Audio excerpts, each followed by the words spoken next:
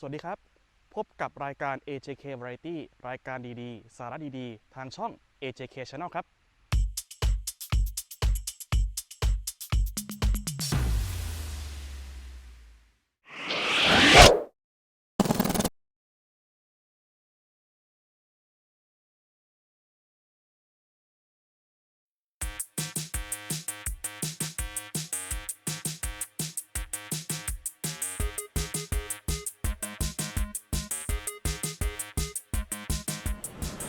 นี่ก็คือสนามบินของกรุงซานติอาโกประเทศชิลีนะครับก็ตอนนี้เราจะไปเช็คอินเพื่อจะไปยังเกาะอีสเตอร์กันแล้วนะครับ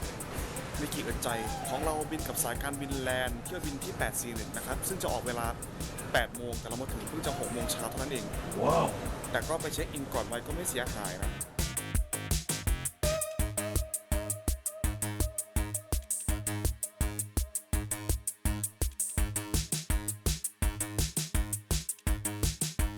ก็กำลังจะขึ้นเครื่องไปยังเกาะอีสเตอร์นะครับเนี่ยเครื่องบินก็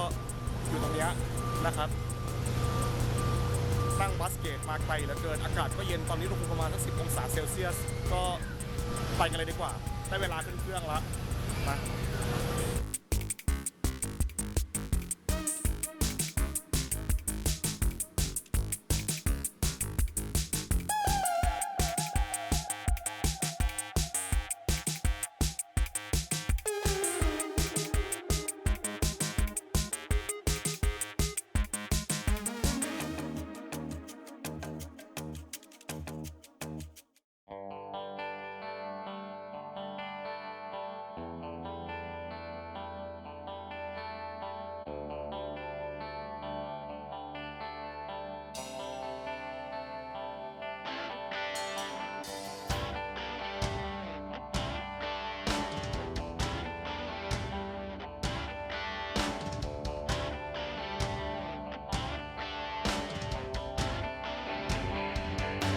มาถึงแล้วนะครับในที่สุดเกาะอีสเตอร์โอ้โหฝันมานานทั้งชีวิตว่าจะมาในที่สุดก็ได้มาถึงสักทีดีใจจริงๆไปรับต่อกันดีกว่านะครับ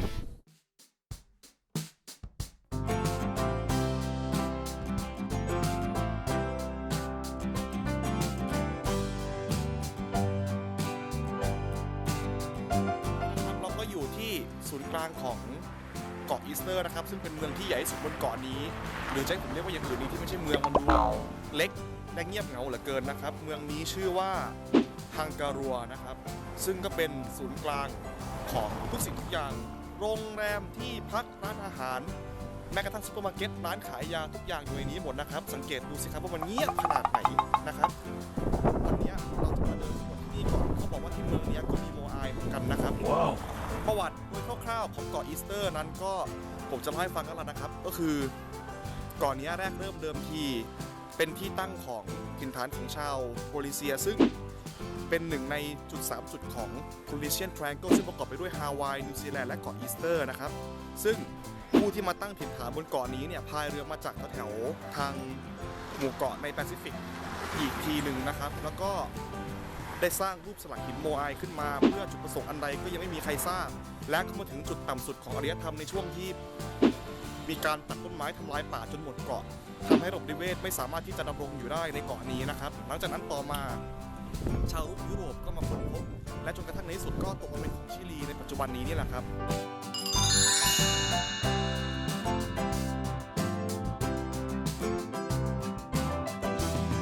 ที่เห็นข้างหลังสีดำๆตรงนี้นะครับก็เป็น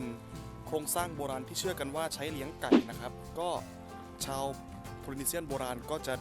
มีการนอกจากสร้างโมไอแล้วก็ยังไม่พอยังมีการสร้างโครงสร้างที่ทำจากหินเพื่อเป็นที่เลี้ยงไก่ด้วยซึ่งสันนิษฐานว่านำมาจากชาวโพลินีเซียนยุคแรกเริ่มเพื่อให้สามารถเลี้ยงไก่และสามารถนำมาเป็นอาหารได้นะครับอันนี้ก็คือเทคนิคภูมิปัญญาโบราณที่ชาวโพลินีเซียนยุคโบราณใช้ในการทำปศุสัตว์นั่นเองนะครับอาจจะดูเหมือนแบบเริ่มต้นดูยังไม่ทันสมัยเท่าไหร่แต่ก็ภูมิปัญญาชาวบ้านนะครับเราก็ต้องดูเอาไว้นะครับครับนี่แหละครับก็คือเมืองฮังการัวนะครับซึ่งเป็นศูนย์กลางของอารยธรรมบนเกาะแห่งนี้นะครับจะเห็นได้ว่าก็ค่อนข้างเล็กกระทัดรัดตามสภาพที่เห็นนะครับสำหรับในวันนี้นะครับการค้างคืนของผมก็จะค้างคืนที่โฮสเทลโคนาทาวนะครับซึ่งอันนี้ก็ มาหาเอาตรงนี้เลยนะครับเนื่องจากว่าเป็นโฮสเทลจึงมีที่ทำอาหารให้ด้วยดังนั้นผมก็ต้องไปซูเปอร์มาร์เก็ตเพื่อไปหาซื้อของกินไปกันดีกว่าหิวแล้วเดี๋ยวตอนนี้เรามาซื้อของทานข้าวกินกันดีกว่านะผมก็อย่างว่าครับเดินทางมาในราคาถูกๆอย่างเงี้ยอยู่ก็ถูกๆทำอาหารก็ต้องถูกๆเหมือนกันแล้วก็ไม่ต้องไปกินตามภัตตาคารนี่หรอกครับก็มาซื้อเอาตามซูเปอร์มาร์เก็ตพวกนี้แหละครับมีของขายหมดทั้งเนื้อทั้งนมทั้งไข่ทั้งอะไรต่อมีอะไรสารพัดข้าวก็มีเลยแต่มาลองดูซิว่าข้าวที่ดีรสชาติจะเหมือนข้าวไทยแค่ไหนไปดูกัน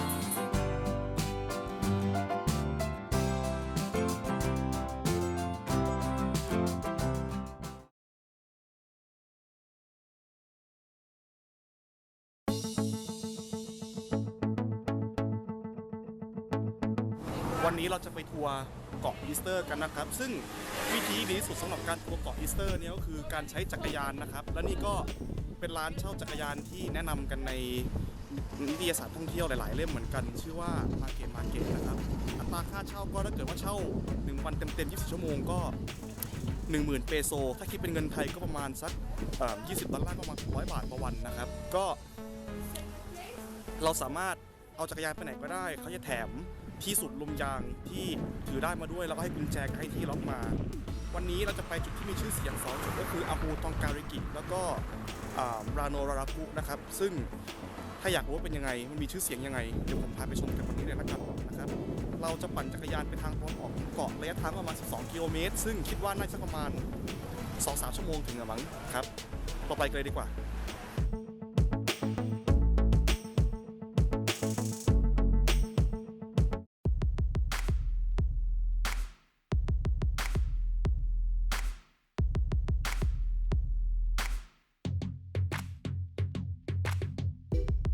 ก็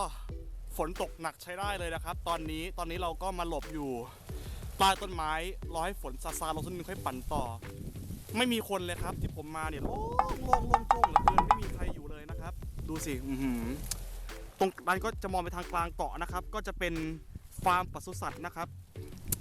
ดูเงียบสงัดเหลือเกินไม่มีอะไรเลยนี่ผมจะเป็นอะไรหรือเปล่าเนี่ยแต่ว่าเดี๋ยวฝนซาเดี๋ยวเราไปกันต่อแล้วกันนะมาถึงขนาดนี้แล้วเราก็ต้องไปดูกันต่อสินะจริงไหมครับ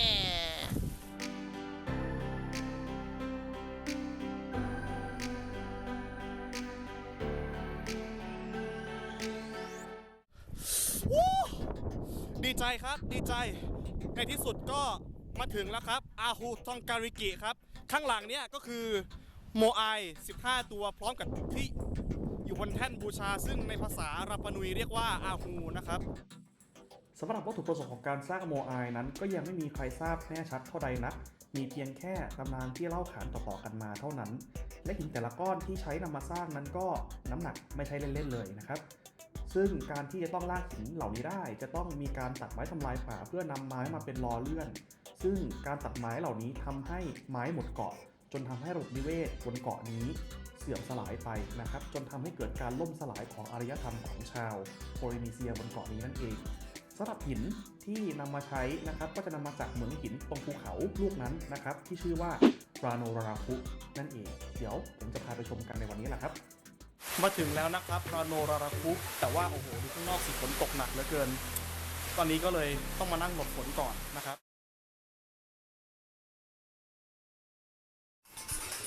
โอ้โหคนที่นี่เขาใจดีกันเหลือเกินแบบว่าเพิ่งมาถึงไม่นานก็แบบมีการสอนภาษาโพลินีเซียนมีการสอนภาษาสเปนสเปนกันด้วยแถมยังมีการใจดีเอากาแฟเอาขนมมาให้กินอีกนะครับต้องขอบคุณมากเลยนะครับ gracias โอ้โหมาเที่ยวครั้งนี้นี่ผมรู้สึกคุ้มจริงๆเราคงต้องจากลาที่นี่กันแล้วนะครับเพราะว่าฝนตกหนักเหลือเกินเราคงต้องรีบกลับเมืองเดี๋ยวเจ้าหน้าที่ทางอุทยานเขาจะขับรถไปส่งผมที่เมืองอะครับเดี๋ยวเขาจะบอกลาพวกเราเป็นภาษาราปานุยกับภาษาไทยนะครับโอเคเดี๋ยวดีกว่าโอเค go ahead uno dos tres ลาก่อน en Rapa Nui también gracias Maururu ครับก็ได้พี่คนนี้ครับขับรถกลับไปส่งพี่คนนี้แกเป็นเจ้าหน้าที่อุทยานนะครับพูดภาษาอังกฤษได้แล้วแกบอกว่าเป็นแฟนบัวขาวซะด้วย แกบอกว่าหัวหน้าอุทยานอนุญาตให้ใช้รถได้แกก็เลยขับรถไปส่งรวมถึงเอาจักรยานผมขึ้นรถกลับไปยังโรงแรมด้วยขอขอบคุณเจ้าหน้าที่อุทยานราโนราพุทุกคนในวันนั้นจากใจจริงครับ Thank you so much. Good luck. Thank you. Say hi of Thailand.